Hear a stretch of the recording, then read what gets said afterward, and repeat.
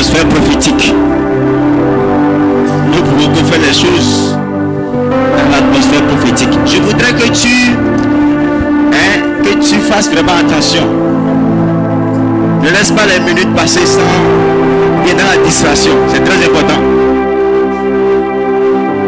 Ne fais rien dans la distraction. Sois concentré.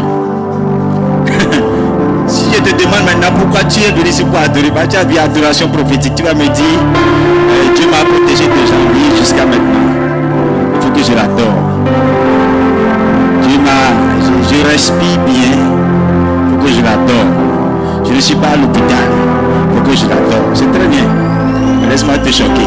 Ce n'est pas la raison fondamentale pour adorer le Seigneur. Ces choses, je vais t'expliquer tout à l'heure comment c'est éphémère. C'est juste des choses que Dieu donne, Dieu a déposé là. Il y a une raison qu'il faut saisir pour adorer le Seigneur. Je ne suis pas venu ici pour chanter. On va prier un peu, mais je suis venu annoncer quelque chose. Donc sois concentré et reçois ce que je suis ici pour annoncer. J'insiste, sois concentré.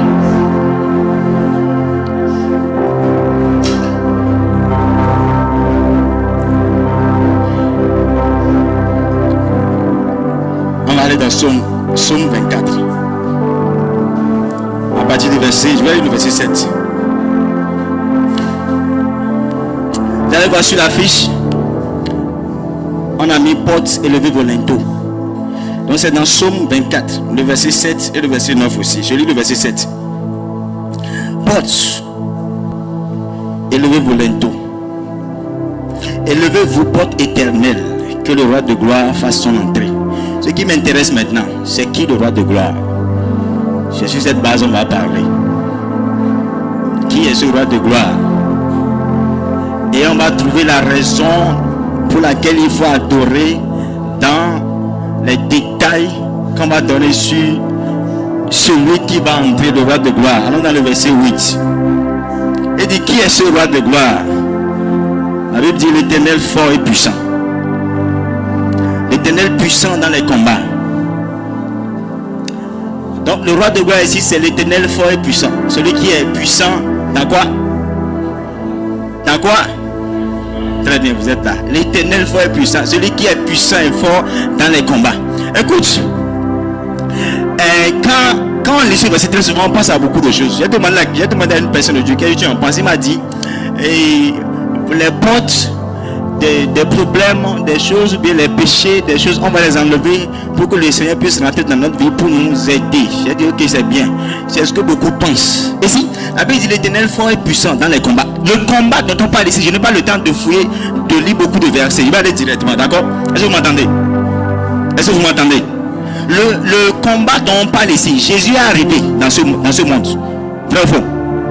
Jésus est arrivé ici, il a combattu un combat. Jésus a fait face à Satan, il a dit Satan, je suis ici pour t'écraser. La Bible nous dit, avant que Jésus ne parte de cette terre, Jésus a écrasé la tête de Satan. N'est-ce pas? Jésus a mené un combat quand il est arrivé ici. Jésus-Christ a mené un combat contre l'enfer, contre Satan, contre la mort. Jésus-Christ a mené un combat contre le péché. Jésus-Christ a gagné ce combat. C'est la raison pour laquelle on adore Jésus. Quand Adam a quitté la voie, Adam est parti. Adam a laissé ce que Dieu lui a confié. Adam a laissé partir la gloire, ce que Dieu a déposé sur lui.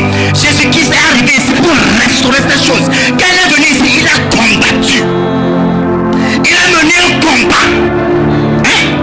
C'est ce qui nous a donné un sens à la vie. Que tu te dis je suis un chrétien, c'est ce qui a donné un sens même à ce que tu dis, ce que tu fais. Écoute, si tu viens ici pour adorer et que tu ne connais pas le combat que celui qui t'a sauvé a mené, ton adoration va être simple, ça ne va pas donner quelque chose. Écoutez-moi, je suppose que tu vas à l'école. Tu ne sais pas pourquoi tu vas à l'école. Est-ce que vous m'entendez? J'ai analysé la chose à la maison aujourd'hui. Il y a des parents, ils ont déposé leur enfant à l'école. Si vous demandez à beaucoup, ils vont dire mon papa m'a déposé à l'école pour que je sois docteur, président. Je vous dis, si vous allez poser la question aux grands-parents, ils vont vous dire, ils ont fait des hôtels, des esprits. Ils ont dit, mon enfant qui est là, elle lui a réussi. Et je vais t'adorer toute ma vie. pas l'école. C'est pour que les esprits, les démons les aident pour qu'eux puissent adorer quelque chose. Donc la vraie raison pour laquelle il faut adorer, c'est connaître cette raison en Jésus-Christ. Si tu ne connais pas ces raisons, tu ne peux pas d'abord adorer.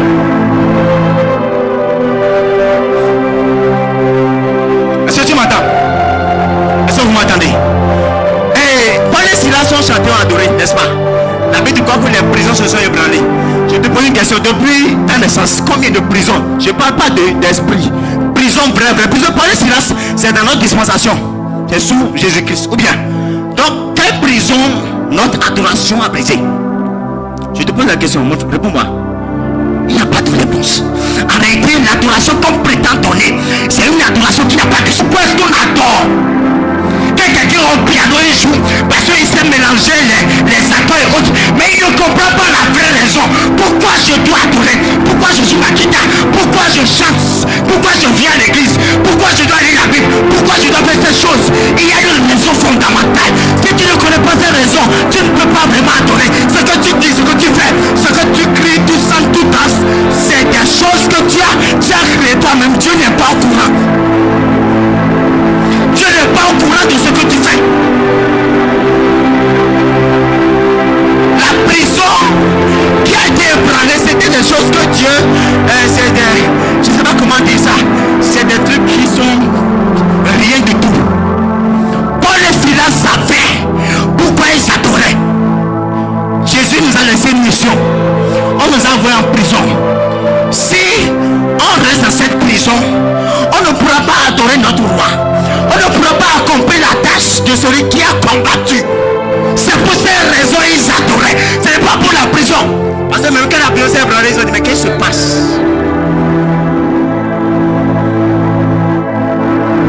Ce soir je voudrais faire une deuxième appel prière. Dis Seigneur, permets-moi de comprendre. Prie. Seigneur, permets-moi de rentrer dans la révélation de l'essence, de l'origine de l'adoration. Permets-moi de comprendre. Je te dis, si tu comprends cette chose aujourd'hui, si tu repars d'ici et qu'on te demande d'adorer, quand tu vas te mettre à genoux, un seul chant tu vas chanter, et tu vas voir. Permets-moi de comprendre. Vas-y, prie. Mon ami, prie sincèrement. On n'est pas ici pour de l'amusement. La chrétienté qu'on avait avant, où on venait jusqu'à l'église pour venir, à le programme pour aller se terminer. Ce temps est révolu. Celui qui est passé a dit, le Seigneur veut des adorateurs qui vont l'adorer en esprit et en vérité. Si tu ne rentres pas dans la révélation de cette vérité, tu ne peux pas adorer. Nous prions au nom de Jésus. Est-ce que tu comprends un peu les choses? Tu comprends les choses? Et tu vois un peu? Ah, vous ne répondez pas. J'espère que c'est parce que vous priez. Donc, la Bible dit qui est ce roi de gloire? Je vais lire ce que j'ai noté ici. Il dit, il est vainqueur de Satan. On adore parce que Jésus nous a vaincu Satan. Parce qu'il nous a réconciliés avec Christ, avec Dieu. Est-ce que vous m'entendez? Est-ce que tu me comprends? Si tu veux adorer maintenant, oublie tout. Tout ce que tu as compris, tu les oublies. Et tu te focalises. Seigneur, je t'adore parce que tu es arrivé ici, tu as vaincu Satan. Parce que tu as combattu contre le péché. Le prince de ce monde est arrivé, il n'a pas trouvé de péché en toi. Tu as gagné. C'est pour ça que j'adore. Comme j'ai dit, je suis venu ici annoncer quelque chose. C'est que beaucoup étaient venus ici pour danser et chanter. Mais on va annoncer la chose. Nous sommes dans une soirée prophétique.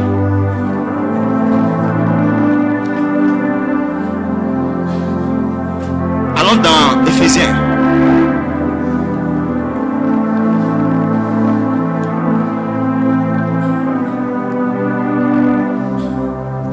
Le temps passe vite. Éphésiens 4, à partir du verset 8. Je te dis un peu ce que Jésus-Christ a fait. Tu vas te baser sur ces choses pour entrer dans l'adoration. Et c'est pourquoi il dit, étant monté en haut, il emmena des captifs. Et il a fait des dons aux hommes. Je ne vais pas beaucoup lire. Quand Jésus-Christ a combattu et a gagné, qu'est-ce qu'il a fait? Toi et moi, on était captifs, n'est-ce pas? Jésus nous a pris. Il nous a sortis de l'esclavage. Est-ce que tu m'entends? Jésus a fait quoi? Il a donné des dons aux gens. Vous allez voir dans le verset 11. Il dit, il a donné les uns comme apôtres, les autres comme prophètes, les autres comme évangélistes, les autres comme pasteurs et docteurs. Quand Jésus a combattu, il a gagné. Il a dit, il faut que je trouve un plan pour ceux qui restent, pour que l'adoration puisse continuer, pour que ce que je venais accomplir puisse continuer. Est-ce que vous m'entendez très bien? Donc je vais t'annoncer ce que je suis venu annoncer. Et on va prier. Maintenant tu sais pourquoi tu adores. C'est pour une seule raison. Parce que Jésus est arrivé ici et a gagné pour toi et moi. C'est pourquoi tu adores. Les autres choses, mariage, enfants, voiture, maison, ça vient après. Ce n'est pas la vraie raison. Ce n'est pas la raison principale. Parce que même les pasteurs meurent. Les prophètes meurent. Un jour tu vas mourir. Si c'était la raison principale, on n'allait pas mourir. N'est-ce pas? Donc la vraie raison, c'est Jésus-Christ qui a combattu pour nous, qui a gagné. Maintenant, quand Jésus-Christ a gagné, il a laissé certaines choses. Et il faut qu'on s'approprie ces choses. Pour montrer à Jésus qu'on l'aime et qu'on est sur terre pour faire sa chose, pour accomplir sa volonté. Parce que pour adorer Jésus, il faut accomplir sa volonté. Est-ce que vous m'entendez? Il faut qu'on prenne la mission. On entre dans la ligne. On marche sur la même ligne que Jésus-Christ. Est-ce que vous m'entendez très bien? J'ai fait une analyse. Vous acceptez avec moi que un grand féticheur peut être un très grand pasteur. Est-ce que vous savez qu'un grand féticheur peut être un bon prophète? Est-ce que vous acceptez avec moi? Est-ce que vous savez que Davido peut bien chanter pour Jésus? Je vous dis quelque chose. Satan a compris. Et ce qui est pour Dieu, Satan prend et utilise pour lui. N'est-ce pas? N'est-ce pas? D'accord. Est-ce que vous connaissez un peu le Bénin? Est-ce que vous savez que le vaudou a sa naissance au Bénin? Est-ce que vous connaissez la vitesse de propagation du vaudou dans le monde entier? Il n'y a pas de... Je voudrais que tous les hommes de Dieu du Bénin entendent ceci. Il n'y a pas, je ne sais pas s'il y a de pays dans le monde entier où il n'y a pas le vaudou. Je ne sais pas encore. Parce que le vaudou est partout. Écoutez-moi très bien. Si Satan a pris quelque chose du Bénin et a pu envoyer ça partout dans le monde entier, c'est que la chose qui appartenait à Dieu, Satan, dans sa ruse, a pris ça et a envoyé ça partout. N'est-ce pas? N'est-ce pas? Ça veut dire que Dieu peut faire quelque chose au Bénin qui peut aller dans le monde entier. Est-ce que vous me comprenez? Mon ami, ton adoration, si tu comprends ce que je dis, ton adoration, Dieu va prendre ça. J'ai compris que nous avons quelque chose de très puissant, mais on ne connaît pas la chose. On n'a pas fouillé assez, on n'est pas allé assez loin pour comprendre que... J'ai posé la question à mes frères, j'ai dit, quel est notre rôle dans le réveil qui a commencé dans le monde entier? Il y a un réveil qui a commencé dans le domaine de l'adoration, de la prière, des prédications partout. J'ai dit, mais quel est notre rôle? On n'est pas pour aller adorer. Mais qu'est-ce que notre adoration, quel rôle notre adoration veut jouer dans le monde entier? J'ai commencé par analyser. J'ai dit, quel rôle le Bénin peut jouer dans le monde entier? Dieu m'a dit, attends, analyse un peu. Si Satan peut prendre quelque chose du Bénin et quelque chose de sale qu'il a envoyé de partout dans le monde entier, c'est-à-dire qu'il y a quelque chose qui était déjà au Bénin, que j'ai déposé en vous, qui peut aller partout, mais vous n'avez pas encore touché cette chose. Dans votre adoration, vous n'avez pas encore touché cette chose. Si quelqu'un peut accepter la chose et dire, ok, j'ai compris, il y a quelque chose sur ma vie, le frère Silas va comprendre que ce qu'il est en train de faire actuellement, que c'est encore rien, que Dieu veut l'amener loin dans le monde entier. Salomon doit comprendre que les chants qu'il donne, les chants qu'il fait, que ce n'est pas pour lui, ce n'est pas pour nous, que c'est pour le monde entier, que son adoration n'est pas seulement pour le Bénin. Ce que tu fais à l'église, ce que tu fais quand tu sors, même les choses que tu fais en Christ, n'importe où dans ce pays, Dieu m'a envoyé te dire que ce n'est pas pour toi, que son adoration doit se répandre dans le monde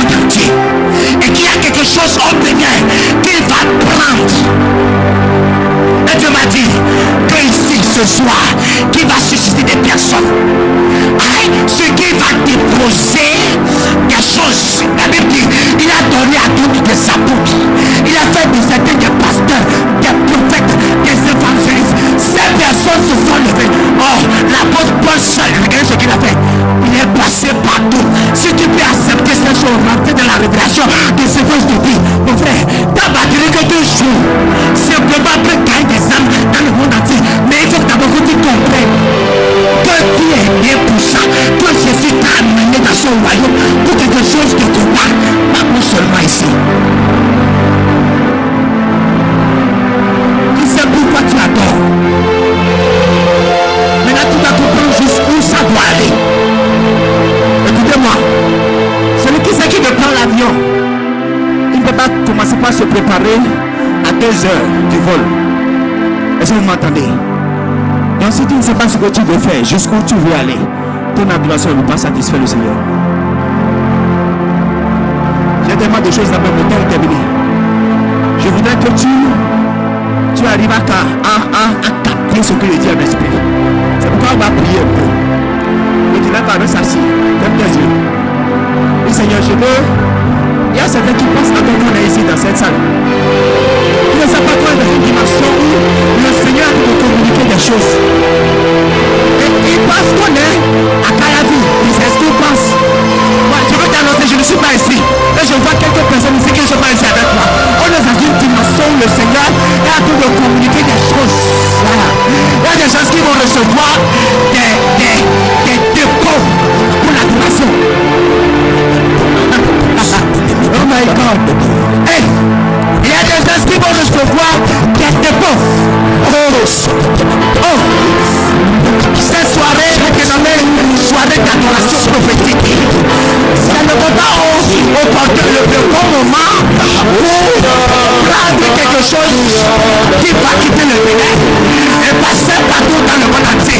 Je suis venu t'annoncer que le Seigneur est venu pour appeler des adorateurs, pour susciter de vrais adorateurs. Oh my God, on n'est pas seulement ici pour adorer ce soir, on est ici pour établir un lien, on est ici pour construire un corps, pour construire un roi qui va te prendre.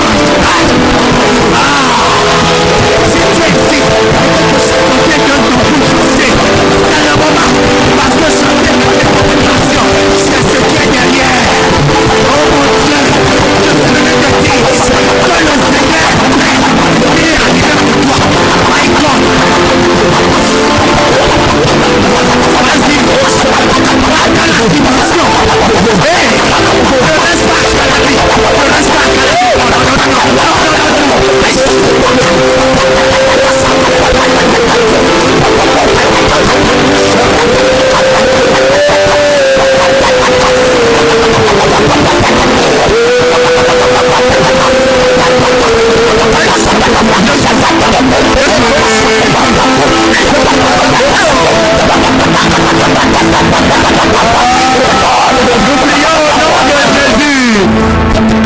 Il y a d'autres. Le Seigneur m'a dit que c'est que ne pas compris.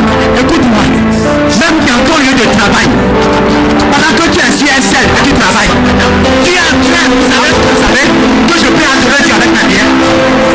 Je peux adorer Dieu avec mes biens, n'est-ce pas? Donc même mon travail, le domaine que Dieu m'a donné, c'est pourquoi je veux arriver à localiser la chose dans mon travail qui va adorer Dieu. Même quand je suis au boulot, je ne suis pas au boulot pour gagner de l'argent. Je suis ici pour chercher le moyen d'adorer Dieu. Quand je veux me marier, ce n'est pas pour le plaisir, c'est pour que je puisse détecter la chose dans la tête que je vais épouser, dans l'homme que je vais épouser, pour adorer Dieu. C'est de ça que nous sommes en train de faire. Mais que Dieu rassemble tout ce que tu as. Oh my God. Tu dois adorer ce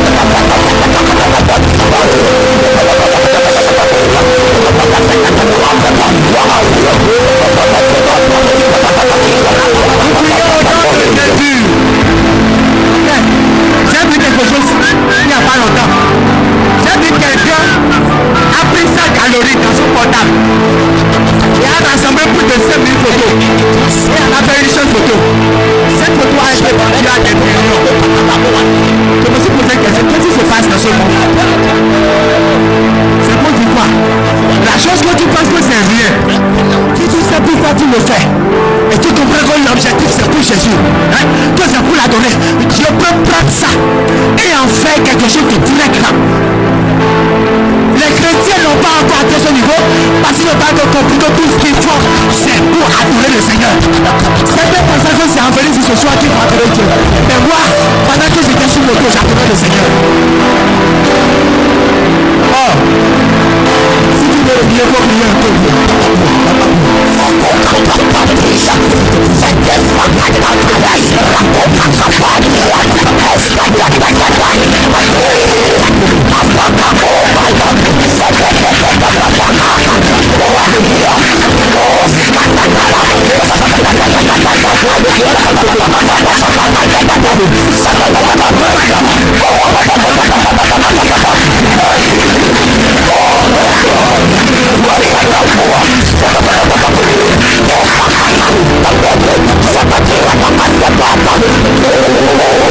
Priez au nom de Jésus. Pardon, si tu as peur de tomber, ce n'est pas grave, tu ne vas pas tomber. Pardon, je ne vais pas de prier, il ne faut pas avoir peur de tomber, il faut prier. Écoute-moi, c'est parce que tu ne sais pas que ton corps c'est pour adorer Dieu. Je répète, écoute-moi. Tu ne sais pas encore que ton corps c'est pour adorer Dieu. C'est pour ça que Satan te trompe avec les garçons et les filles. Et tu penses que tu fais quelque chose de bon. Si tu sais que Dieu t'a créé pour l'adorer, que ton corps c'est pour adorer Dieu, et tu connais l'objectif, rien ne peut l'arrêter.